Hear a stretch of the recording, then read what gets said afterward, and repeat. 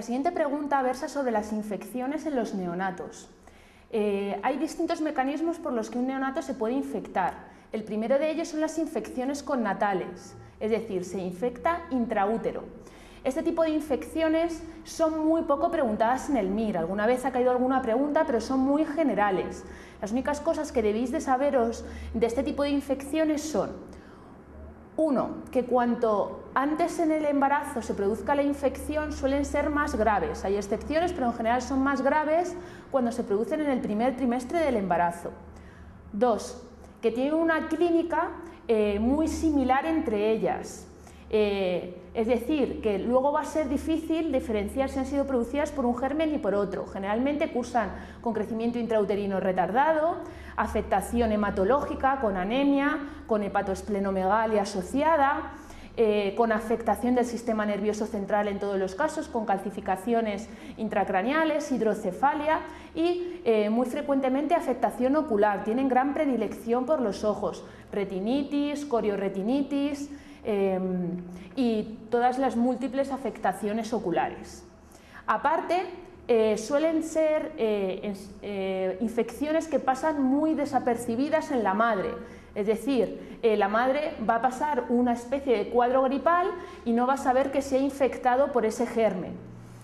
Y además tenemos las infecciones latentes, es decir, cuando el niño se ha infectado muy al final del embarazo, nace un niño normal, pero pasado un tiempo puede aparecer secuelas como sordera neurosensorial cuando tienen 5 o 6 años o problemas secundarios de corioretinitis. De este tipo de infecciones yo no me estudiaría nada más. En lo que nos vamos a centrar son en las infecciones que se producen en el momento del parto, a través del canal del parto o a través de una corioamnionitis o justo después del parto. Vamos a tener que diferenciar entre la sepsis precoz, la sepsis tardía y la sepsis nosocomial. La sepsis precoz es la que se produce por debajo de los 7 días de vida y la sepsis tardía por encima de los 7 días de vida. La sepsis precoz, la característica fundamental es que es diseminada desde el inicio, es decir, es una sepsis fetén. Sin embargo, la sepsis tardía suele iniciarse en un foco, generalmente una infección de orina, y a partir de ahí se disemina y genera una sepsis. Los gérmenes de la sepsis precoz, los más frecuentes, el Streptococcus agalactiae, el E. coli y la listeria. De la sepsis tardía, el E. coli K1 y el Streptococcus tipo 3, que son más agresivos, tienen unas características peculiares por las cuales, aunque hagamos profilaxis, no vamos a prevenirlas. En la sepsis nosocomial, los gérmenes que con mayor frecuencia nos dan problemas son el Staph aureus, los bacilos gram negativo y la cándida. ¿Cuáles son los factores de riesgo de cada una de ellas?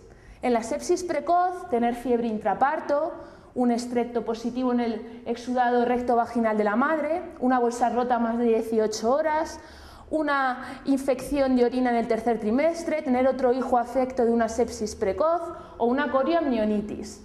El factor fundamental de tener una sepsis tardía es la prematuridad, porque los prematuros son muy inmaduros, son inmunodeprimidos y tienen mayor riesgo de coger infecciones. Y una sepsis nosocomial, pues como toda sepsis nosocomial, estaría ingresado en una UBI.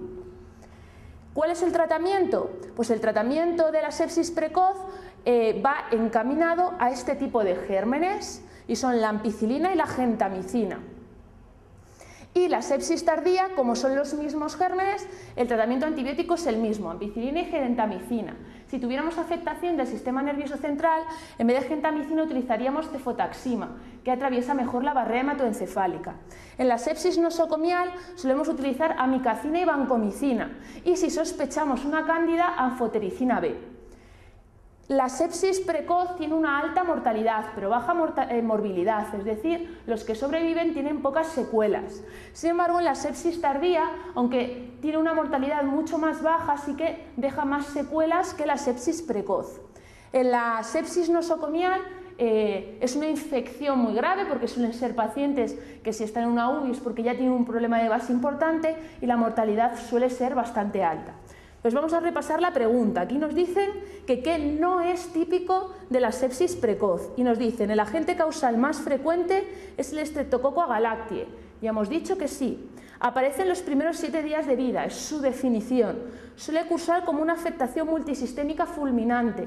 Ya hemos dicho que sí, a diferencia de la tardía. Causa meningitis en el 95% de los casos. Esta es la falsa. Ya hemos dicho que suele cursar como una sepsis fulminante desde el inicio y se focaliza con mucha menos frecuencia en forma de meningitis, a diferencia de la sepsis tardía, que a veces puede manifestarse por una meningitis y diseminarse desde ahí. Y el tratamiento suele ser ampicilina y gentamicina, que es exactamente el que solemos utilizar.